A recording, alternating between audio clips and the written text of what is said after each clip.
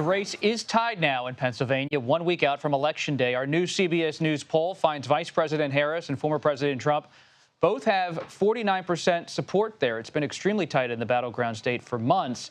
CBS News Executive Director of Elections and Surveys, Anthony Salvanto, joins us now. Anthony, always great to see you. What do you make of Pennsylvania tonight? Hey there, Bob. Well, let me tell you a story about Pennsylvania, and I'm going to start in 2016 so that when people watch this, see what they're going to keep an eye on, how it unfolds. In 2016, Donald Trump shifted a lot of the vote in a lot of these counties. You see that red shift, even if slightly, including out where Caitlin is, out and around Allentown, Lehigh Valley. And then when we got to 2020, Joe Biden shifted a lot of that back. And you see that blue shift, but particularly in those areas up around Lehigh Valley.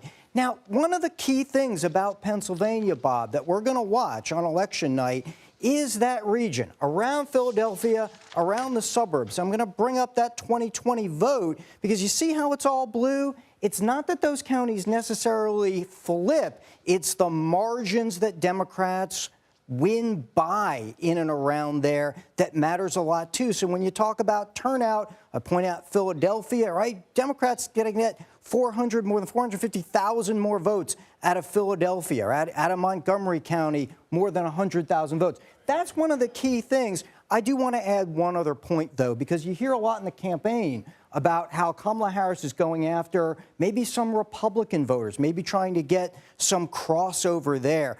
Let me show you this ticket splitting chart because you do see some elasticity in the Republican vote there. 2022, look at this example where the gubernatorial candidate, where Shapiro got a lot more votes, even compared to the Democratic Senate candidate Fetterman when he won. That suggests that there might be some Republicans at least willing to vote for a Democrat. I suspect that the Harris campaign might be trying to target some of them and maybe help that small margin make a big difference, Bob.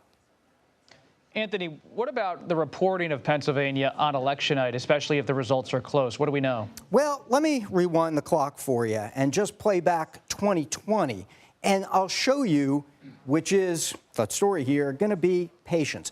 This is what it looked like at 9 p.m., an hour after poll close, right? Almost no counties had substantially reported. If I show you 10 p.m., you get a smattering of counties, but often smaller ones that went for Donald Trump. So the point here is that you want to see a lot more counties before you get a real sense of how the vote might be going. It might be tilted towards one candidate initially, but so many haven't voted. And then it's only after all the votes start to come in that you can see all the areas fill in. That might be what we're in for again with a race that's this close, Bob. Anthony Salvanto, thank you. Appreciate it. It's going to be interesting on election night.